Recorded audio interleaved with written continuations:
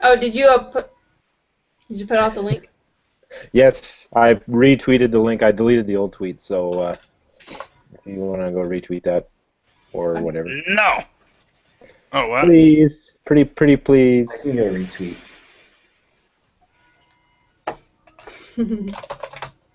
Hello, everybody.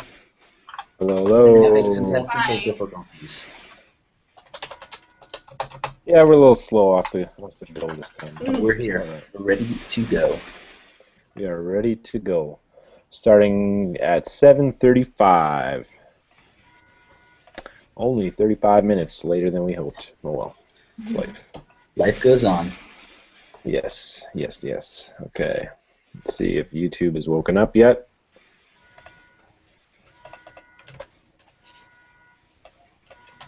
I think it has. There we go. So, all right. We're here. We're ready to go. Okay. 7:45. Oh man, this technical stuff, man. I don't know. Supposedly I'm good with technical stuff, but Yes. feels like with the Google Hangout stuff, I do a lot of clicking around, not quite sure what I'm doing. Because, like, last week we had a little chat bar on the side that people could talk to us, and that's not there this time. So, Oh well. Anyways, let's get it going and see how that goes. Who's got the live stream open at the same time? Sorry. if you want to watch it, just mute it, and then it'll be all right. Yeah, I got it. All right, cool. All right, well, welcome to episode 7 of the Indie Team Up podcast. The podcast where we talk about our games and projects that we're working on, as well as a bunch of indie development topics of great interest to everyone. I am Carl Gilbertson, and I'm joined with my co-hosts, Colleen Wilson, Justin Hammond, and Sean Dupre. How's it going, guys? hey. Hey. Tired, like usual, lately. Like always. How many days now until your Kickstarter? Monday. So how many days is that? What day is it? Friday. Friday. Saturday, Sunday, 2 whole Monday. days in a bit. 3 days, yeah. Yeah. Oh well, keep on trucking. You'll get there.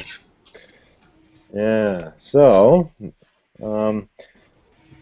as usual, we'll kick things off with talking about our projects, and I think I'm going to nominate myself to go first because it's going to be the quickest. I have done absolutely zip on my project this week. What?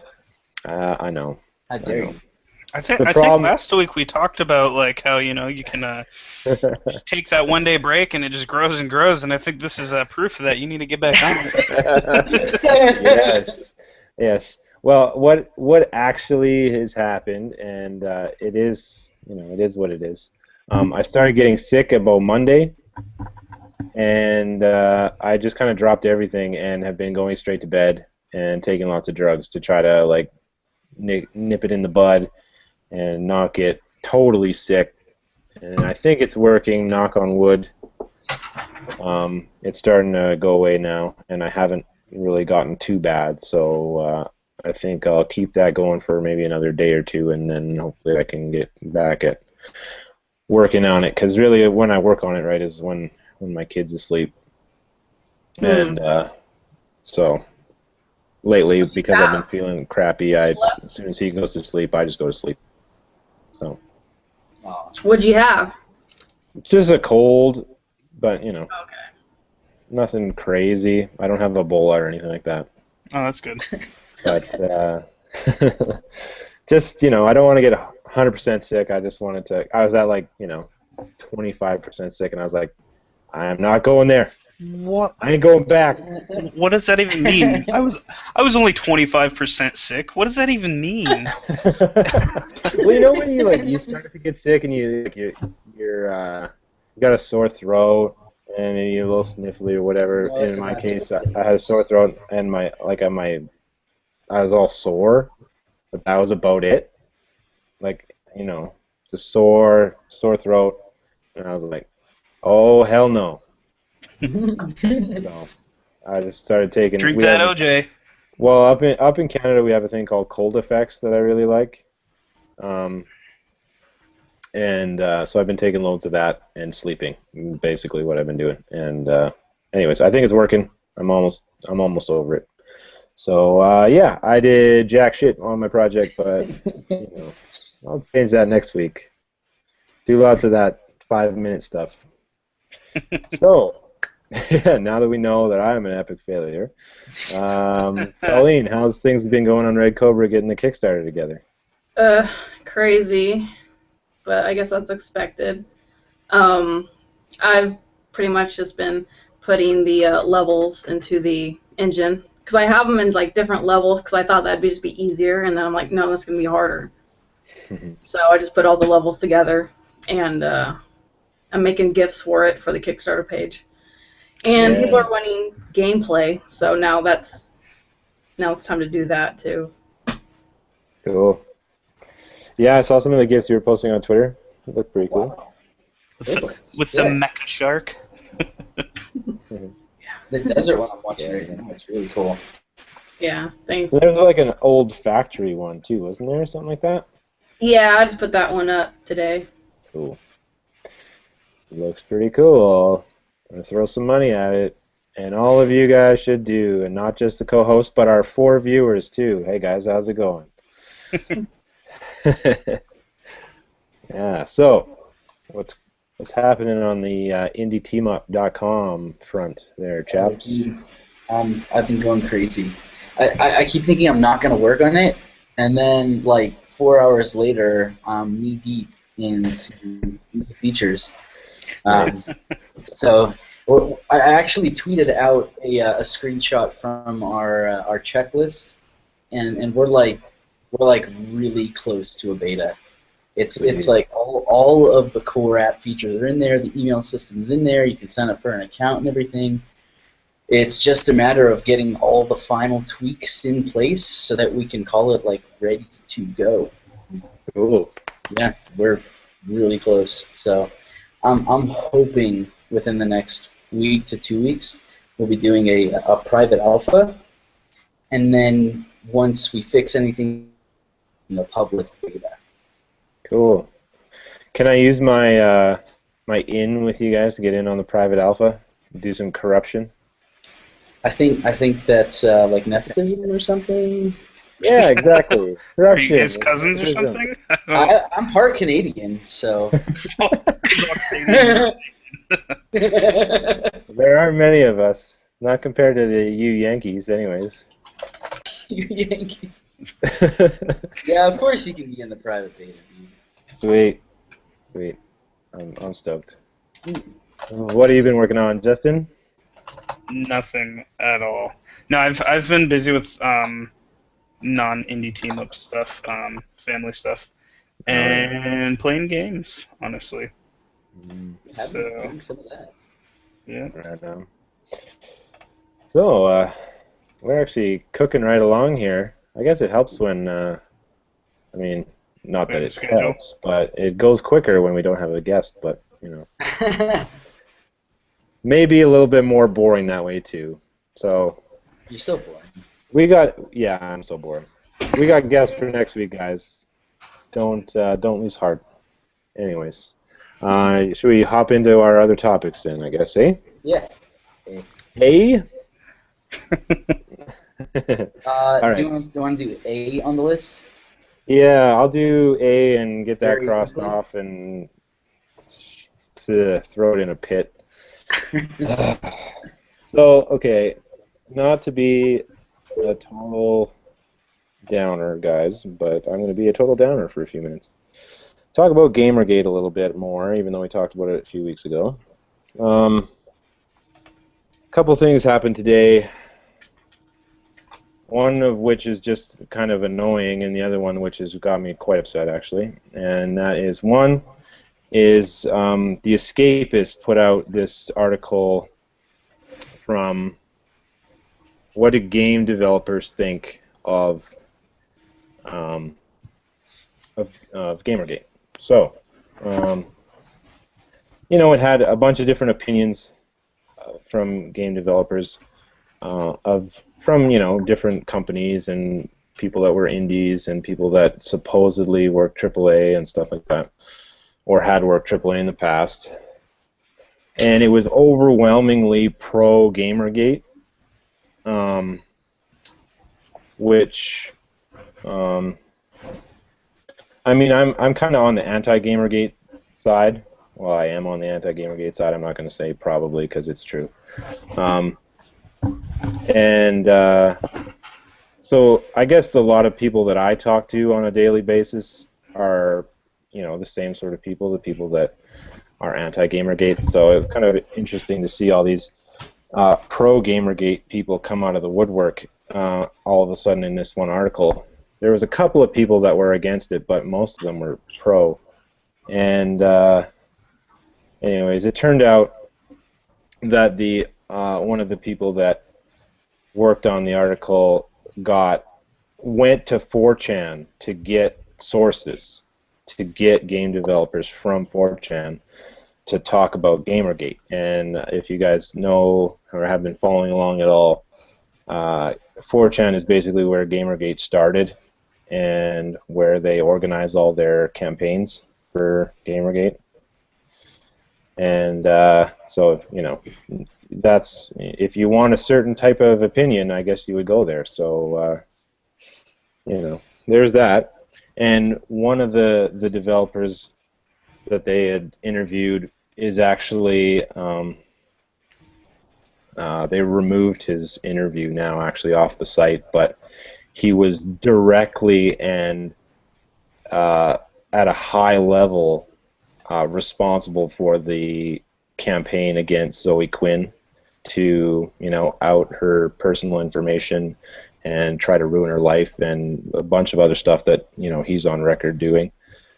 So, that wasn't very cool either, but they ended up taking that down. So that's just something that happened. It was kind of like, well, not the greatest thing in the world. But then, literally like an hour after people were talking about that, one of my friends online is Brianna Wu of Giant Space Cat, Space Cat Gal on Twitter, and she made the game Revolution 60 with her team, which is actually a great game. I think you guys should try it if you have an iOS device. It's really rad, and I'm not just saying that because I know her. It actually is cool.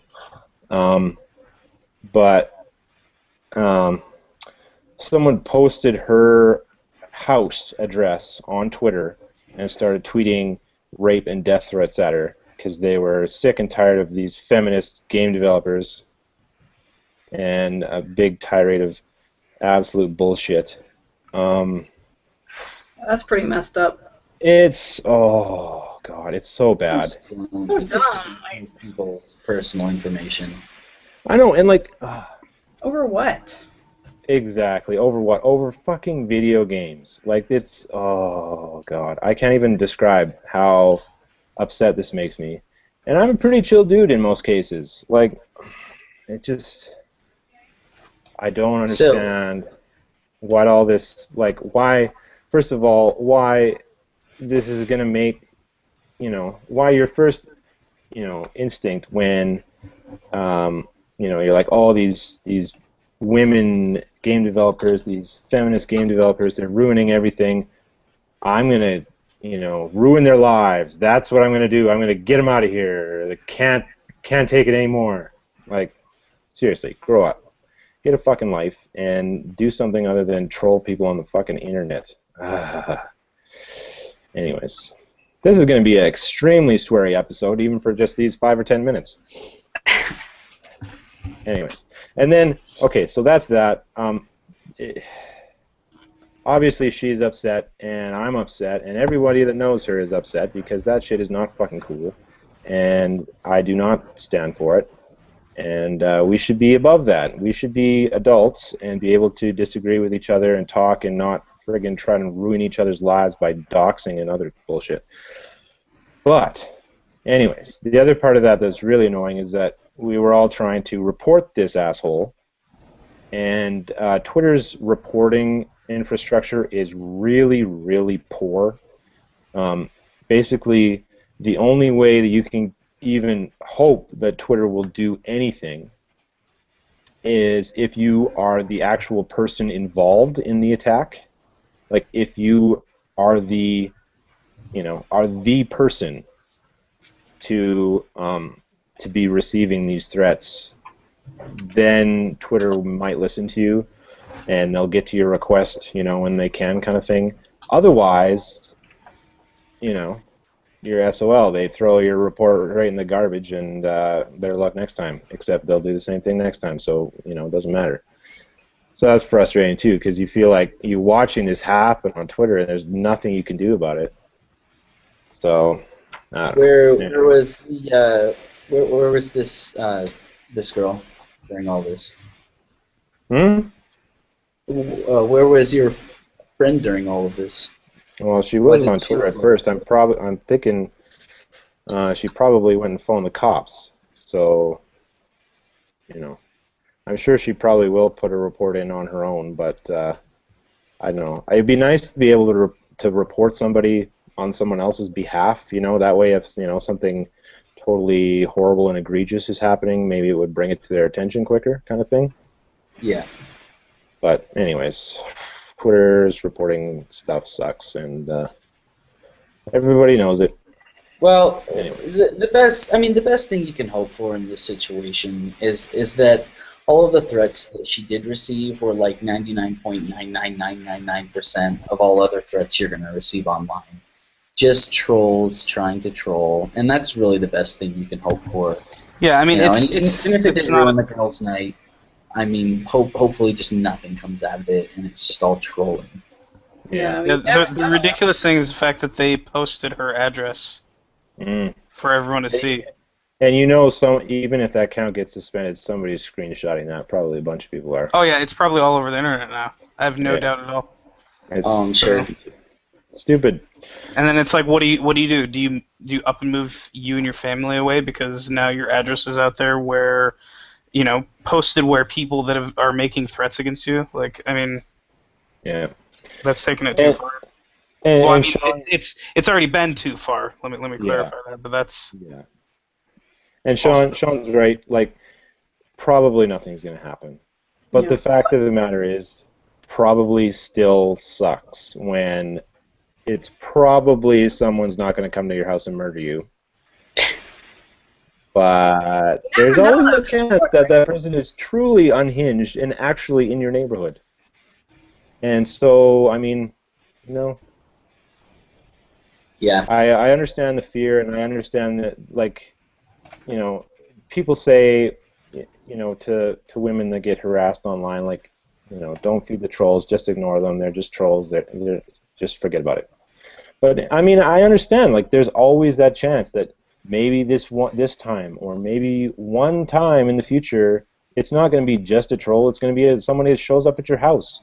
And, for instance, Zoe Quinn actually has had people show up at her house and like knock on her front door to harass her about fucking Gamergate. So, I think there's a lesson. Usually it's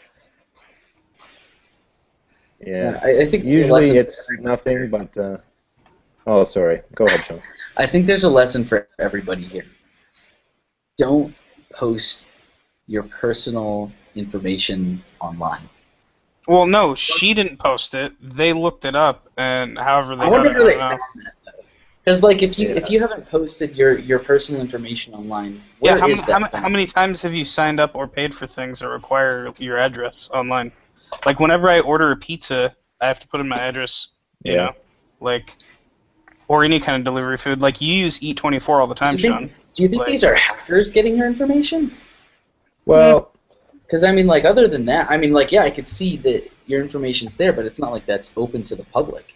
And if they stole that information, it could be hackers. You never know. that's a although pretty big crime.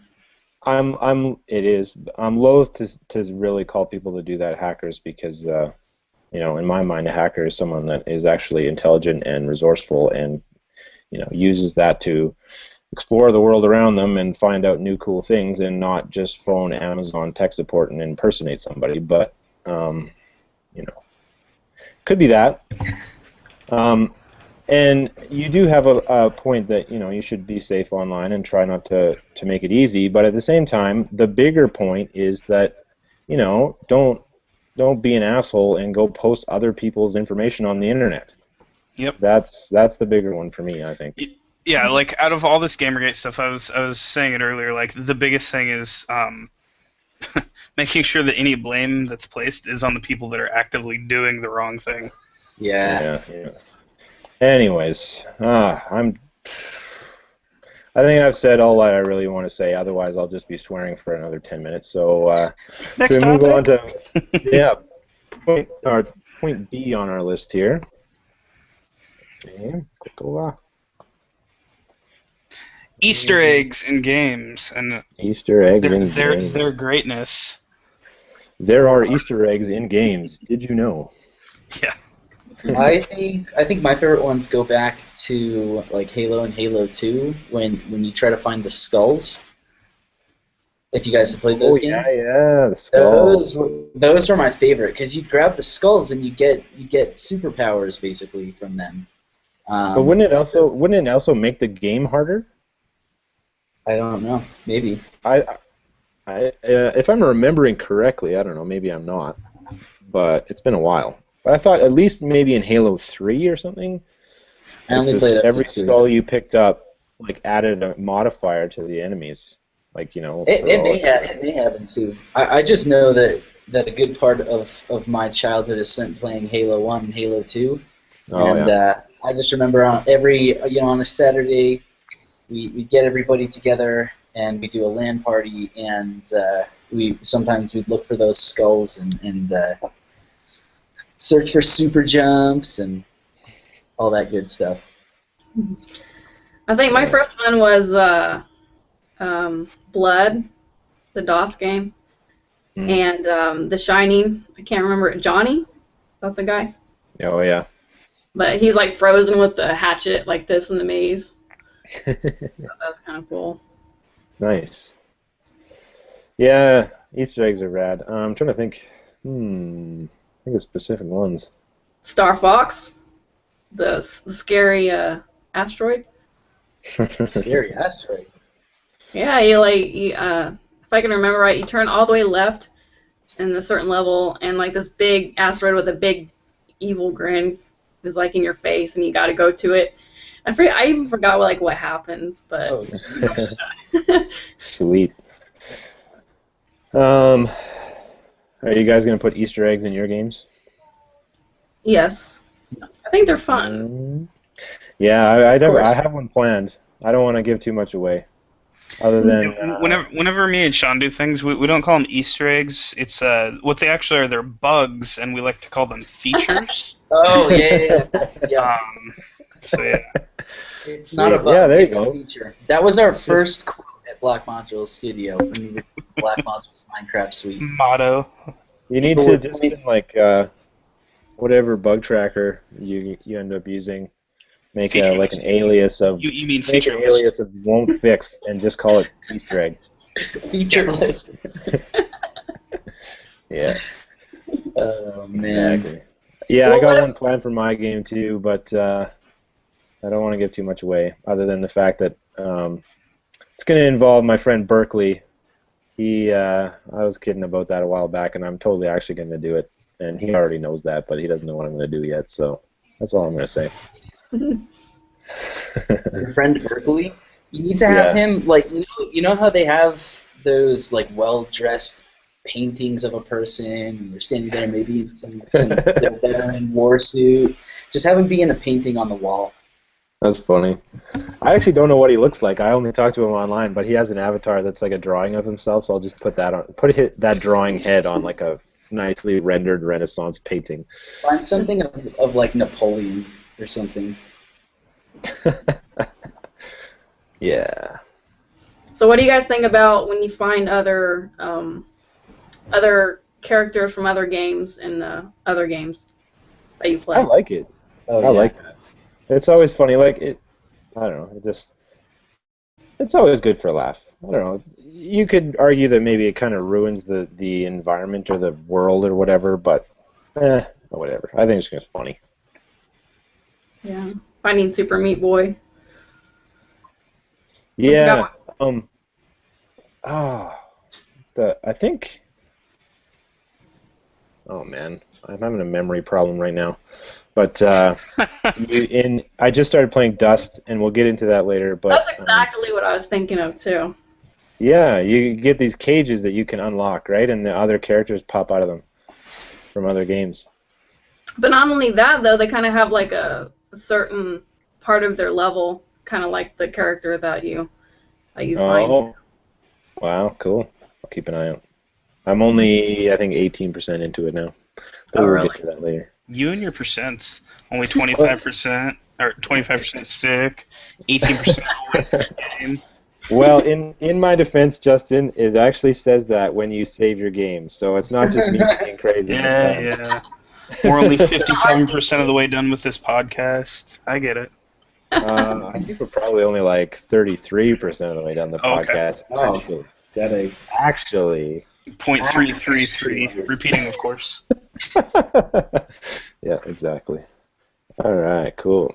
Does anyone else have any Easter eggs that they want to fondly remember? I don't like whenever I found Easter eggs, I was never like super excited about them. I was like, oh, cool. Give it a little chuckle if it was funny, and I don't know. I guess maybe I never found any that were just amazing, but like, I mean, I see them all the time in games, but and I mean, I think that they are a big part of games. A lot of people really like them, and I like them, but I don't know. I guess I've just never really found any that really like awestruck me, you know. Yeah. It's funny how like in some cases, like I'm just thinking more of like in an Easter egg you see lots of times things from other games, right? Like references to other games. Yeah. And I was thinking about Halo again, and like they kind of like incorporated the marathon symbol like deeply into Halo. Like it's everywhere in Halo. I think it's actually part of the lore. They like brought it back in, and I can't remember what it's supposed to be now, but it's like actually a part of the world. But it's the same symbol that they used for Marathon and the Marathon logo and in the Marathon games from back in the 90s. So yeah. That was pretty cool. I've always liked that. I'm not that old. That's the symbol where it's like two circles. You have a circle kind of at the top. I think Guilty Spark's face actually is the Marathon symbol too. It's like a circle at the top and then a bigger circle around it and then a line down the center. Anyways, yeah, that's a Marathon symbol. Oh, are you supposed to be able to find a Halo helmet in Destiny?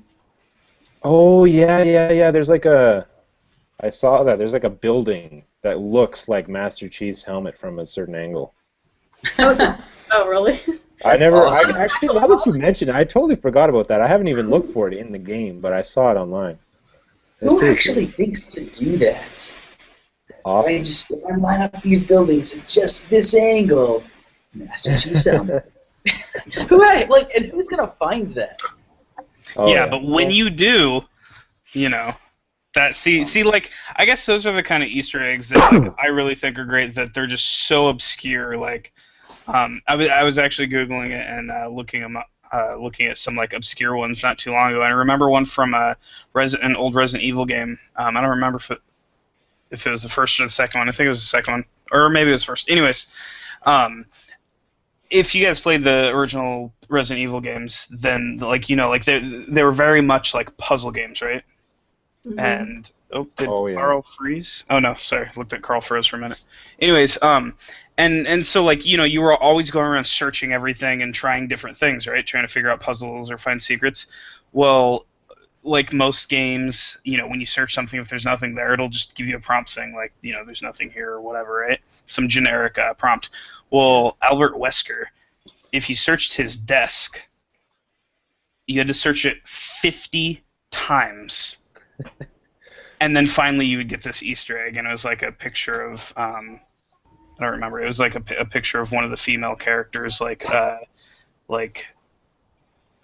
when she was like first joining the police department or something. Like I don't even remember what the relevance of it was, but it was like you had to search the desk 50 times, and it was like nobody does that. Like it's not like difficult. It's just like who does it? Yeah. Yeah, exactly. But it's one of those things that like that it could literally take potentially years to find, because it's like who's gonna do that? And I mean I think those are kind of the neat ones, although sometimes they're a letdown when it's like the Easter egg itself, like it won't, or when it's more about the process than the Easter egg itself, I think that can kind of defeat the purpose. It's like, well, I sat here and did this for how long to get what? So. Yeah. Well, it kind of reminds me of a different topic, but I was reading on Kotaku this week about they're changing their style a little bit to talk about to talk about games more deeply. So instead of talking about games broadly and not very deep, like talk about things before release, they're assigning reporters to kind of stick with the game after release and like see what the community is doing. And I think that's been needed for years. It seems like a really cool idea, actually, and they posted a couple of examples of stories where they've already done that. And one of them was this guy who's been trying to get I'm not a big Pokemon guy. In fact, I barely have played. I haven't even played a proper Pokemon game, I think. But there's this guy that was looking for a shiny Mewtwo, and had spent 5 years of his life trying to find this Mewtwo, and it was like he had to go in a battle at a specific place in the game, and you would always find a Mewtwo there. It was like a scripted event, right? And you'd have to fight it, and one out of like 8,902 times or something like that, you had a chance to get a legendary or a shiny or whatever they call it. So he would go to this battle, and if it wasn't the right if it wasn't the shiny version, he'd soft reset his game and just keep going at it, keep going into the battle, seeing if it was the right one, and if not, reset. So he kind of like had it down to like muscle memory, almost like resetting his system over and over again to try to re-go into this battle, and he'd just kind of like do it while he was doing other stuff. It's crazy. And 5 years later, finally got it. Like, it's crazy. I don't know. That's dedication, man. And now that he has it, what does that show for it? Yeah, who knows what? Now he knows the true strength of his soul, and now he's gonna go to college or something. It's like that feeling after you beat a game. After what? It's when I was playing Bioshock Infinite and I beat the game. That, like, shit, what now feeling. I would imagine after 5 years of that, you look back at your life and you're like, God damn. God damn. Oh. Oh, man. Yeah, you feel like you won the lottery, and then a couple minutes pass, and you're like, I didn't win the lottery at all. I didn't win shit. I got some bits and bytes on my cartridge. God damn. Did you guys play the Castlevania 2? No. Simon's Quest? Yeah. Yeah, that was one of my favorite games when I was a kid. That game. You what? It took me 2 years to beat that game because I didn't know that you had to, when you get the second gem, you have to kneel in order to get the tornado that blows you across the mountain. It took you 2 years to figure out to kneel, to use the was it a crystal? I don't remember. Yeah, one of those crystals. Yeah, there's like a red crystal and a blue crystal, and. Is that the one where it had the day and night transition? Yeah. That. Yeah. Wow. It's so dumb. Like, how do you figure that out? How do you figure that you have to kneel? That's a lot of games were back in that era. Just It was a lot Yeah. of guesswork and trial and error. Punishing. Oh, yeah, Dark oh, yeah. Souls today. Well, like, like when a lot of people talk about like difficulty in games, they try to, all right, they try to like relate it to older games, and I think it's because like I don't see that as like true difficulty. Like, oh, this boss is really hard when it's really not hard. It's just about playing it long enough, going through that trial and error to figure out what its pattern is.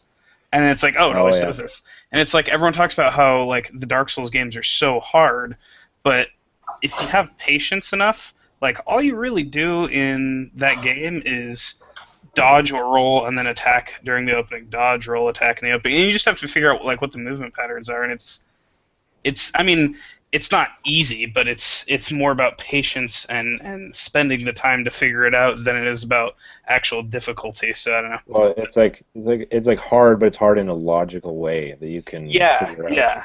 Yeah. It's not like the enemies are like learning from you and operating differently as like a real player might do.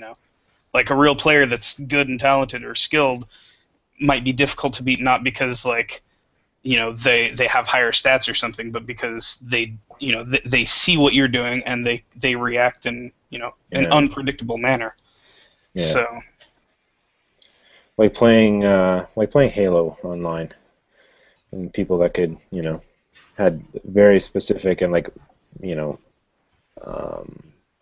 muscle memory ways of like strafing you while they would shoot you in the face with a battle rifle. Or the what was it, the battle rifle to pistol swap? Did you ever do that one in the first Halo? Or BXB in Halo 2, or Spike in Halo 2. What was that? BXB. I don't know what that is. It's like you go to hit somebody, and then you go to reload, but then you can instantly go back and hit them again. It's like an animation glitch. Oh. Yeah. Clever. I played Halo 2 a lot online. I was the asshole super jumping, so sorry about that. That's funny. Speaking of Easter eggs, well, it's not really an Easter egg, but I saw online someone figured out how to get into an area of Destiny that's not actually open yet. It's actually a part of the game that they're gonna have for DLC. And someone got into the area. I don't think there's any bad guys out there, although there's some dead ghosts that you can pick up like collectibles. But they saw in one area a gravity lift, and I thought, how Halo is that? Hey, a gravity lift. Of course, it's a gravity lift. It's a Bungie game. Anyways, and we were talking about this, some of my friends and I, and my friend Maddie said, how do you even get to that point? Like, how do you even think that you want to try to get in there, and like, how do you discover that this is the way to do it? It's easy. It's called the Skyrim Shuffle. Yes, the Skyrim Shuffle. Always. Did we coin that term, Sean? I don't remember, but I'm doing it right now. The Skyrim Shuffle. You heard it here first. We say it all the time. It's like when you play a game, and this has been in games way longer than Skyrim, but you play a game. I see it most often in like adventure RPGs, but like you get to that mountain that like you just can't physically scale, like because you'll slide down, But if you move it just the right angle and kind of hop, you can kind of barely get up it, Oh yeah. So we call the jump button. Yeah, or you just mash the jump button a bunch and just randomly kind of wiggle the joystick back and forth or your mouse or something, We call that QA. we call that the Skyrim Shuffle. Yeah. Sometimes you can. I did it in Skyrim probably less than any other Elder Scrolls game. Yeah, I definitely did that a lot in Oblivion for sure. I did in Skyrim too. Yeah, and sometimes like if it was at the right angle, you wouldn't be able to walk up it, but if you would jump, and then you time it right, so you jump as soon as you hit the ground every time you get up there. Before you slide. Yep. Yeah, exactly. That's a so this thing in Destiny, what they did is they actually like climbed up the wall. They jumped the wall. There's like little metal junk on the wall.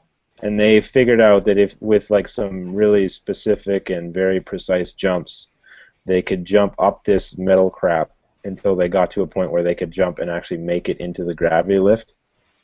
Oh my god. And they're like, man, how do you figure that out? And the thing is, there's just a type of person, you know? There's just a type of person that plays those High games. school. No, And I do it in our change. You know, you see something like that, and you're like, man, I wonder if I can get in there. And then, you know, I think a lot of people think that. And then, you know, you try it for a few minutes, and, you know, if it's not easy, a lot of people give up. And then there's the type of person that's just like, you know what, I'm going to try to do everything I can possibly think of to get in there. And I don't care if I spend the next 4 hours figuring this out. I remember in the original Halo, stacking people on top of, trying to get 2 warthogs stacked on top of each other, and then having everybody stand on each other's head to try to get up to something really high. So like your team get like the best sniper spot ever that like nobody can get to, and then they just sit there and kill everyone. Yeah. That's sweet. I just super jumped it. I was so good at super jumps. I don't think they had super jump in Halo 1, did they? Not that I know of. I played more Halo. Was it you guys who were telling me about? I can't remember. Was it you that was telling me about how you would like piss people off in Halo by throwing grenades to flip warthogs and get people out of them and then steal them? No?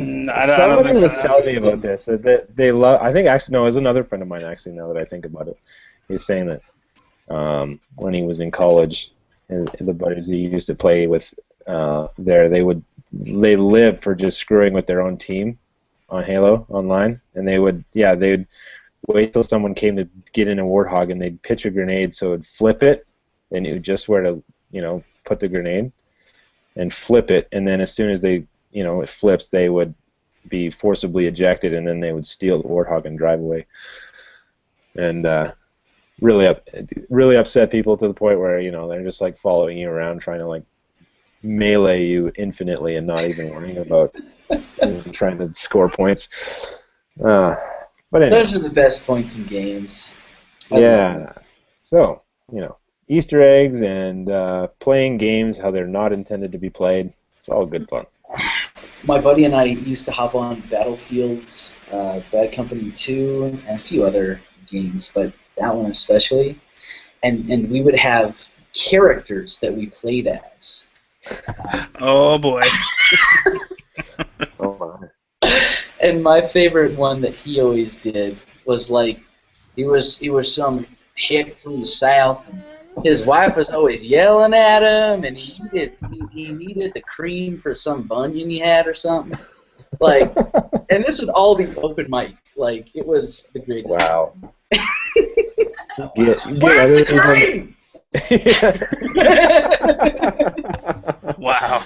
Get other people in on it, like yelling at you from the background. Oh yeah. No, I would play the background noise. Like sometimes I'd have pots and pans, so I'd be cooking or something. That's pretty sweet. I gotta say, that's pretty sweet. Being in college, man, I miss it. Yeah. So, what's next on our list? What is more important, graphics or gameplay?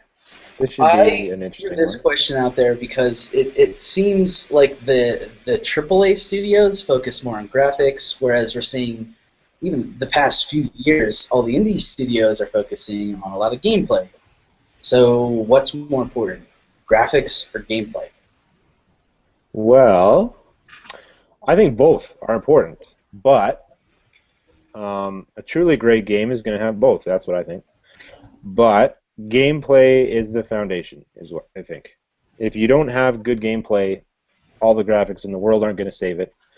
And if you have good gameplay but the graphics kind of suck, the game can still be fun. So, yeah, and I think the indie scene really helps to prove that. Because before the indie scene got big, you didn't really have a choice but to buy AAA games. So, and that's why they were successful, because they were successful based off of the fact that that's your only choice. Now, just like you're saying, Carl, like graphics are definitely great. I mean, look at PlayStation 1 games. they were horribly ugly, but people still what? Because they had to be ugly. Yeah. I But think, you know, what? like people still played the good ones, you know, because it wasn't just about the graphics. I'm But going to introduce Justin from now on as that guy that hates PS1 games. no. PlayStation was my favorite console, I think, but it was it just had horrible graphics because of polygon limits. Yeah. And texture memory was not high. I like the warping textures on the walls. Oh yeah. They're Yeah. great. It's just makes you feel like you bought some really expensive illicit substances and you didn't. I'm kind of in the same boat. I mean, like, who doesn't like nice graphics? You see something that's computer generated that looks all nice and shiny and maybe super realistic. Yeah, that's fucking cool. But you're right.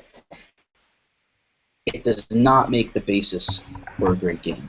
Yeah. Yeah. It makes the basis for a great game.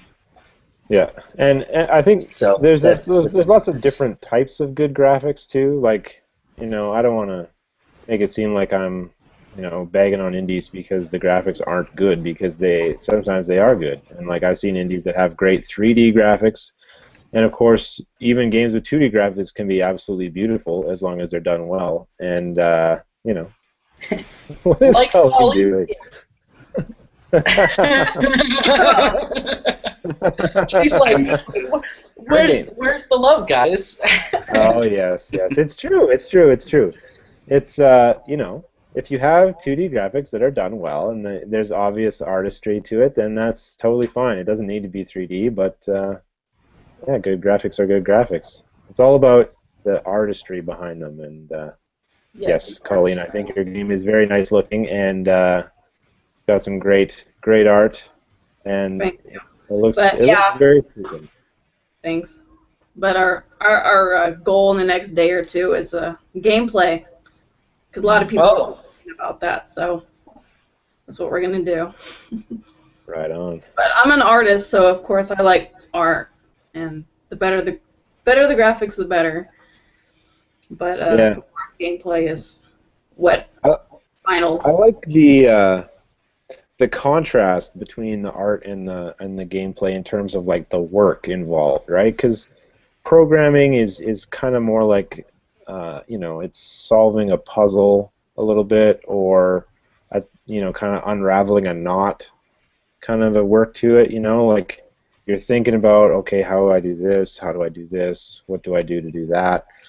And for me, anyways, art is more of a process. Like sometimes with programming, and I think this comes from me being an artist first and a programmer second, is that I'm a lot more comfortable with art. I know that when I'm working on art, I'm gonna get there eventually. So it's very chill and very relaxing for me.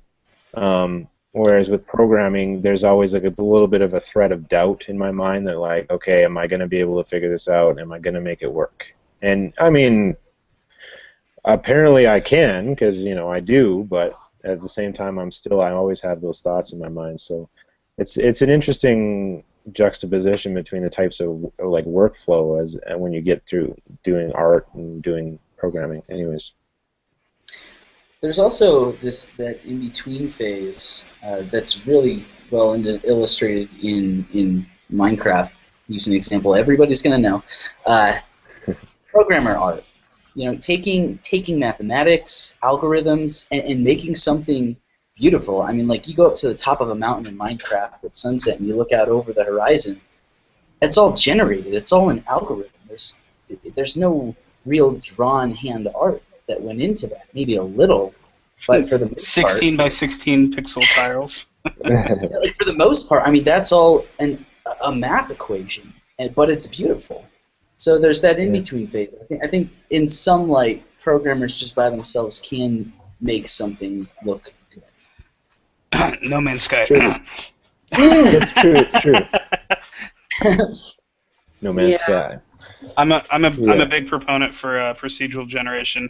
I don't think it's the end all be all, because I think that there's definitely something to be said for just art that's created by people, but I love, I don't know, maybe it's because, yeah, my programmer background, but the fact that, like, I can't hardly draw stick figures, but, and I mean that very literally. I have, my stick figures really don't even look like nice stick figures. But, being dead serious here. But, yeah, but then I can, I feel like I'm fairly decent at procedural generation, specifically with like terrains, and I can make decent stuff out of it, like Sean was saying, just with algorithms and math, and make stuff that looks somewhat realistic, and I think looks great.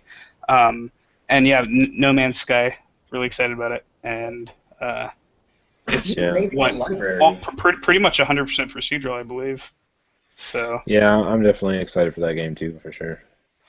I am. I just don't know how long it's gonna entertain. Like after, I don't know how far can you go with procedural stuff before it gets literally infinitely. Infinite.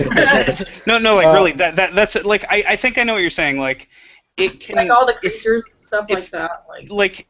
There are literally infinite possibilities, but if you get right down to it, infinite possibilities, because, well, at least within reason. I mean, there's probably some hard upper limit to what your hardware can handle, but like sometimes those changes might be so minute that you don't notice much of a difference either. So, and I could also see the fact that, like, if it is all ultimately just randomness created by algorithms, then it could get boring once you've experienced all the major differences, I guess, Like once you've fully explored like a desert planet and an ocean planet and a jungle planet, like all the like quote unquote biome types, maybe it does get a little boring after that. I don't know. I think that is when it comes down to gameplay mechanics and how well those gameplay mechanics like flow with the just the exploration element of like a procedural game, or if it feels like it's just like random mechanics that were piled on to add something to it. So. And that's, I think it brings us really a full circle back to graphics versus gameplay in a really, actually, strangely tidy way, because I think that's one of the big problems with a lot of procedural generation games is that you can't, at least I haven't seen it yet. I haven't seen a compelling case for procedurally generating story or like action. Like any sort of if you try to procedurally generate a world, and like how are you going to interact with that world? If there's something like quests or something like that, procedurally generated quests, like generally they're not very complex, and it's something that's, you still really got to put a lot of human effort into a story and the quest lines and stuff to make your time spent in that procedurally generated world worthwhile, make it interesting. Because I mean, if you're not careful, interacting with a world is okay for a while, but it doesn't really hold your interest. And so, if you have the procedural generation is great for maybe taking a little bit of load off of making all these assets, right? Like especially if you're trying to make a whole solar system or a whole universe. That's a hell of a lot of assets to make, and if you can procedurally generate it, that's awesome, right? Yep. But again, you got to have some sort of why you're there, what you're doing, and I think that core story and the gameplay that overlays on that story, you're still going to need, it's better if that's handcrafted, I think. Yeah, I think for the time being that holds true. I would like to see procedural generation move in that direction a lot more, because right now, like you're saying, it basically revolves around asset creation or asset development. But actually, we mentioned earlier Skyrim. That's one of the things. They have their Radiant Quest AI system, which I guess is a pretty decent attempt at using procedural generation for actual content, not assets, but like gameplay content, like stuff that you can do, and I like that. But again, I mean, it really gets down to like like sure, there's randomly like some people traveling on the road and or like an attack, like in Skyrim, and like you can go and do it, and then like maybe that leads to like some bandit hideout, but it only goes so deep. It's not like the main. It's not like anywhere near as deep as like the main storyline, right? Exactly. Yeah. But I think it does go a long way to show, like, look. I mean, I don't know if you played a lot of Skyrim, but like, you talk to several people that play Skyrim. I bet, 90% of them say it's one of those games that like they play and like they could get lost in the game without even hardly doing the main storyline even. Oh yeah. Like me, I have probably. Yeah. I mean, I don't know why I didn't play nearly as much of it as I thought I would, but I put probably close to 100 hours into it, and I still haven't finished probably even half the main storyline. I'm absolutely there. My friends were going crazy when they got that game because I'd hop in a party and we'd all be playing at the same time, even though you can't co-op or whatever, but we'd be playing and talking about our worlds and what we've been up to, and they'd be talking about killing dragons and stuff, and I'm like, dude, I haven't even seen a dragon yet. Yeah, no, exactly, but like that's what I'm saying. Like it just shows that like the power of procedural generation. I think like it can be really very well done, and not just with the graphics or assets. And I think that there is a long way to go, though. I think it can definitely improve a lot, and I'm very hopeful that it will, because I think that that's definitely gonna help just games in general a lot. Because even though like it's not like there's just like one hard fast algorithm for like procedural generation, like those algorithms are like handmade and fine tuned by the programmers, and the designers even. So like you watch pretty much any like devlog type video by the guys making No Man's Sky, and you definitely see that like how much time they put into crafting the algorithms rather than like creating assets or like thinking about like how to design a level. They're just going through and making algorithms basically. But anyways, that's my rant. And it doesn't have to be either or too, I guess. Like you can have both. Yeah, absolutely. Like, I'm thinking like maybe as we go, maybe the tooling will get to a point whereas you can basically write a story and then you could have the algorithms kind of like implement it in the game for you, kind of thing. Mm-hmm. Something along those lines could be possible. I haven't seen or heard of anything like that yet, but technically it could be done. That's your next game, right? Oh yeah, it's going to be an MMO too. Everybody's first game is an MMO. Actually, you know what I'm going to do after RK is done is my plan is anyways, is that I'm going to do one game a month for a year. Just little games and like actual like McFunky Pants one game a month. Yeah, one GAM for sure, and and just do little games and play with different experimental gameplay ideas and make little cool things and just try to keep it simple and polish it up and see how it goes. So I have a list of some pretty crazy ideas on my phone. For that, but anyways, focusing on RK obviously for now, and I won't worry about that stuff for later, but in the future. I would suggest whenever something like Ludum Dare, not every single time, but when something like that comes up, do one of those. Hopefully, if it coincides, with being right at the end or beginning of a month, do one of those, and then like let's say Ludum Dare, and then you spend like a week. At the same time. Well, no, not at the same time, but sort of spend the weekend really busting through and trying to basically, because really for Ludum Dare, all you really do is try to make one really great mechanic, right? Right. Yeah. And because you only have 2 days, that's all you can be reasonably expected to do. Yeah. But do that, make the one really great fun mechanic, just pound on it for the weekend, and then once you get that done, you're like, yeah, cool, great. Guess what? Now you have the rest of the month to make it a better game. You've already made something, playable, even if it's only 1 or 2 levels in 2 days. Now you can spend the rest of the month, adding to it and keeping it very polished. I think that could, turn out something really great. Sounds good.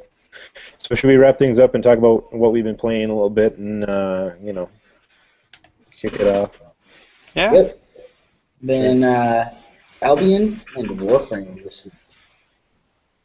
Ah, yes. I've been thinking about trying Warframe. I actually downloaded it on my PS4. So what do you think? Should I give it a shot? Absolutely. It's People think I've that it's basically. Go ahead. I was just basically going to say the same thing you were about to say. Is I haven't played Destiny, but everyone that we've played with that have played Destiny and play Warframe say they're basically the same game. Just Warframe's been out for a couple years and it's free to play. Oh So, yeah. It's Yeah. It's awesome. third person too, right? Yeah, Yeah. yes, it is third person. Yeah.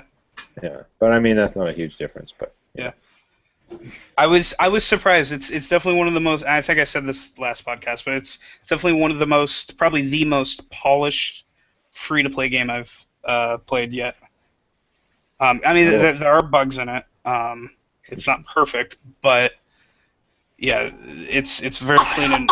Oop. Daughter's sitting on my lap. uh, Yeah, it's bedtime. But anyways, yeah, so definitely very polished. So yeah, it's a lot of fun. Speaking of which, a buddy of ours just hopped on Warframe. Got the Steam notification. nice. Yeah. So you've been playing Albion there, Sean?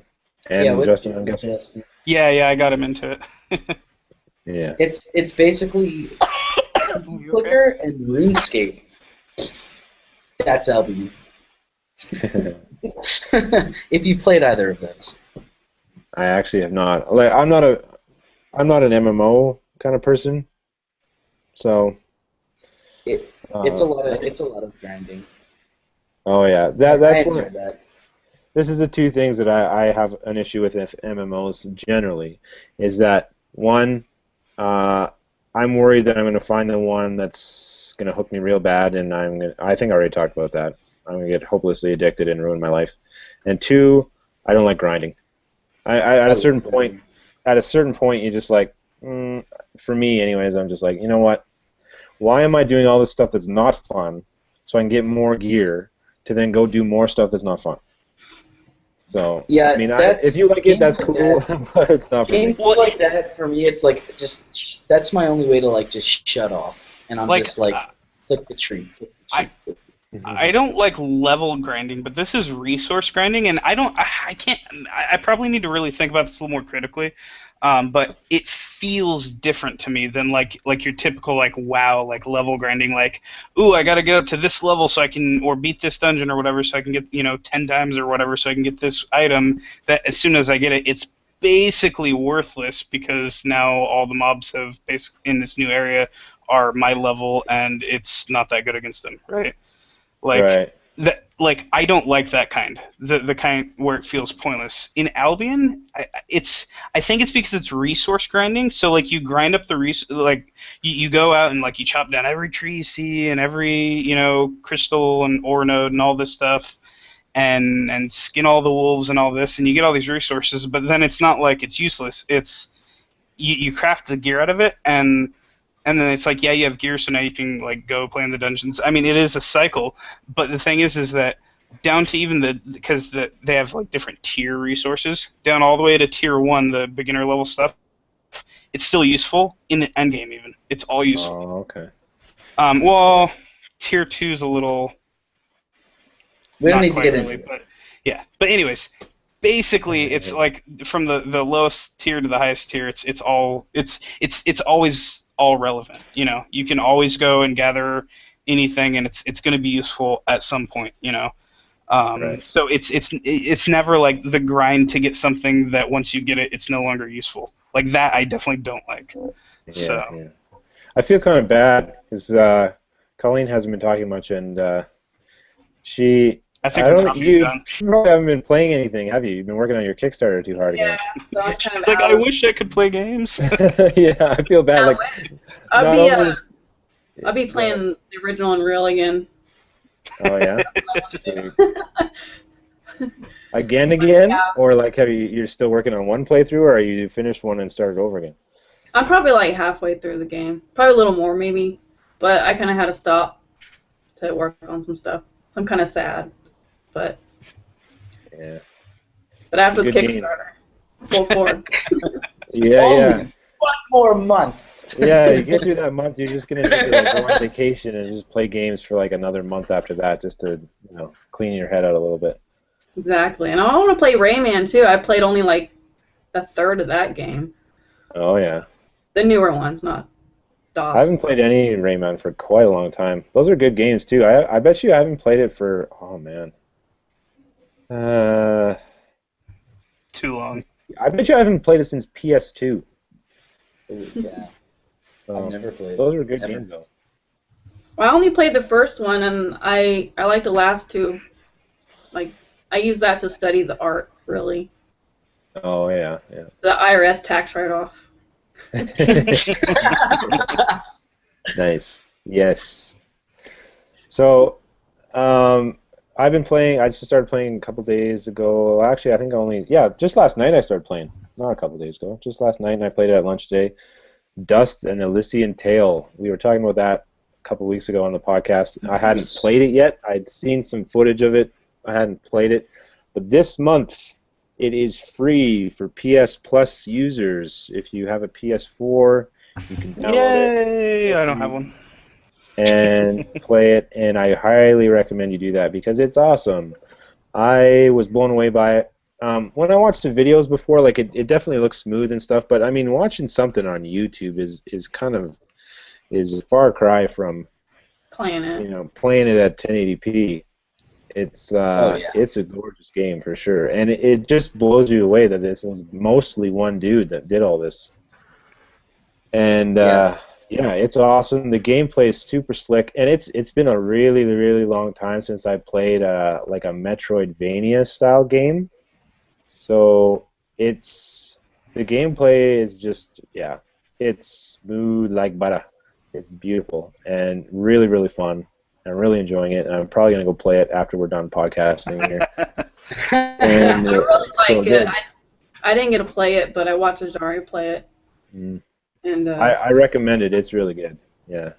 There is a couple rough little edges of just stuff I noticed, like as an artist, seeing someone who did something in Photoshop, and like I kind of some of the NPCs and stuff, the coloring on them is not always like super awesome, but at the same time that's a super nitpicky thing, right? Like if you think about the scale of the game and the team that was working on it being mostly one dude for like 5 years straight, or 6 years maybe even, I can't remember.